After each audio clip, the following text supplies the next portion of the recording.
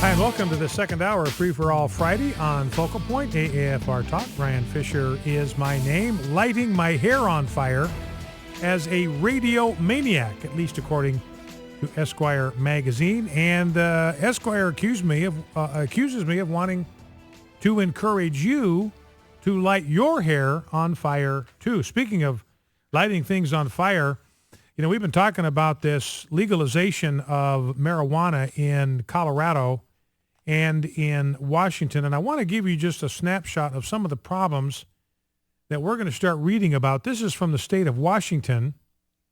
Police say a man admitted to smoking a bowl of marijuana, which I don't even know what that means. I don't know how you do that, smoke a bowl of marijuana. I guess that would be some kind of a pipe. It's talking about a pipe bowl, smoking it out of a pipe. So he smokes a bowl of marijuana, and then he went out and struck and killed a pedestrian in Vancouver, Washington. This was right before they legalized it there in the state of Washington. The level of THC in his blood was 7.2 nanograms per milliliter. Legal limit in the state of Washington is 5 nanograms. He's about 50% over the limit. He admitted to smoking marijuana 60 to 90 minutes before the accident. And this KOIN TV reporting that there's been an increase in THC showing up in drivers' blood over the past year. It was found in 18% of drivers who were tested a year ago. Now positive tests are up to 27%.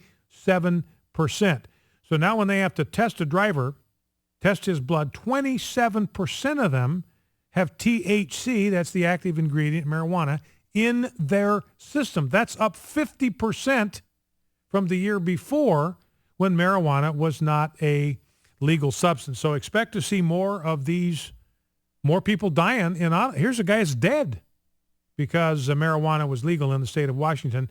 And here's another deal. I didn't even know about this. This is vocative.com. New Year started with a bang and burned flesh for 2 Seattle area potheads. Roommates Robbie Miser and Bruce Mark were using butane to turn a stash of marijuana into hash oil. I read that for the first time and looked at the story yesterday. There's something called hash oil. You make it out of marijuana. The gas ignited in their Kirkland, Washington apartment. The subsequent explosion destroyed 2 homes, left both men hospitalized with scorched upper bodies. The pair are actually among the lucky ones in the week since the January 1 blast.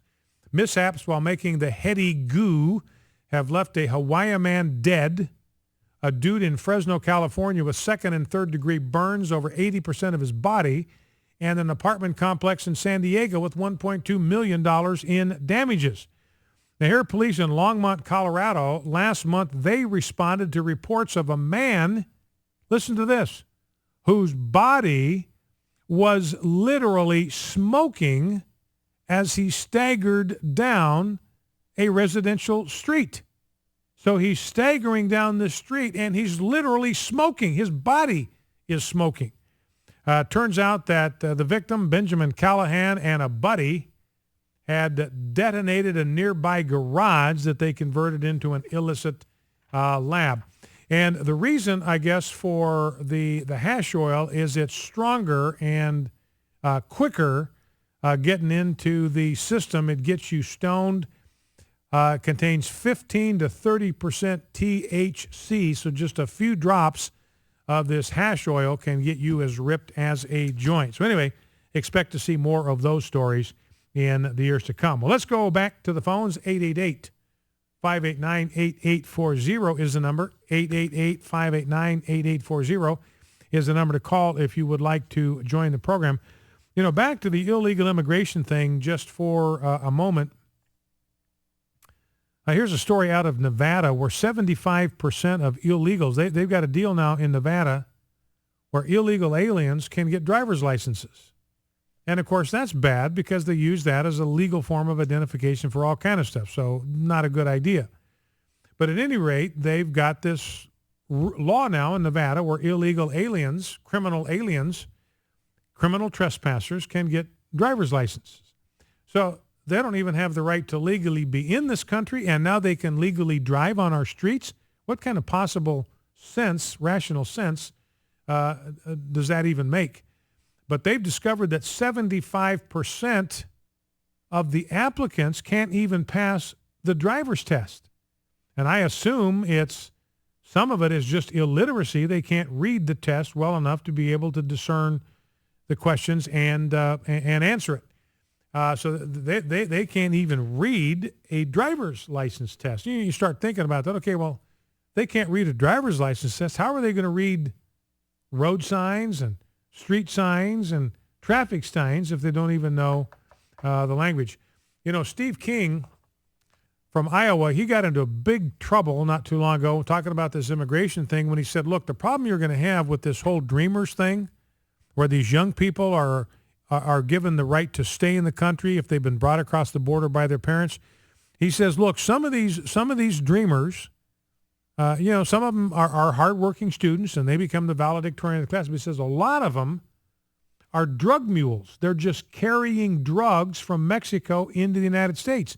And he was excoriated for that, how racist and hateful and bigoted it is. Here's a story off Breitbart.com. Representative Steve King was right. Illegal alien minors have, in fact, been used to smuggle large volumes of illicit drugs into the United States on behalf of Mexican drug cartels. Mid-December 2013, U.S. authorities arrested 6 Mexican nationals, including 4 minors attempting to carry marijuana across the border. So they were coming across 6 Mexicans, 300 pounds of marijuana. You had 2 17-year-olds, a 16-year-old, and a 12-year-old. And the 12-year-old was carrying the heaviest pack in the batch. He was carrying an 80-pound pack of marijuana. So there isn't any question then that these Dreamers that everybody says, oh, we got to protect them, they're just innocent. They are actually the ones that are being used by the cartels to carry drugs across the border. And part of it may be because they think these people will get a pass because of their age from American authorities. Let's grab a call from Kim in Powhatan, Virginia. Kim, Powhatan, Virginia, welcome. What's on your mind? Hi, Brian. Not Hi. to throw you back into the last hour, but I've been holding on to try to share something with you. I have a small business, a woman-owned business. I'm a contractor. And I don't know if you're aware of this, but one of the things that we're facing as small business owners is this task force that in past times where we could hire, I'm a general contractor, where I would hire subcontractors. They were indeed independent contractors, and rightfully so.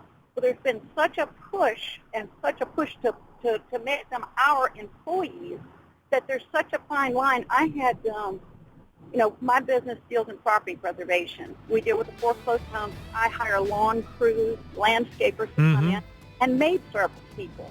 Well, I've actually had someone that had their own maid service decide she didn't want to work with me anymore. She had other clients and actually filed an unemployment suit against me. Filed an unemployment suit against you. Kim, can you hang on for 2 minutes? Sure. I'd like to continue our conversation. So if you can hang on for 2 minutes, we'll start with you coming right back after the break. You listen to Focal Point, AFR Talk. We'll be right back with Kim. Stay with us.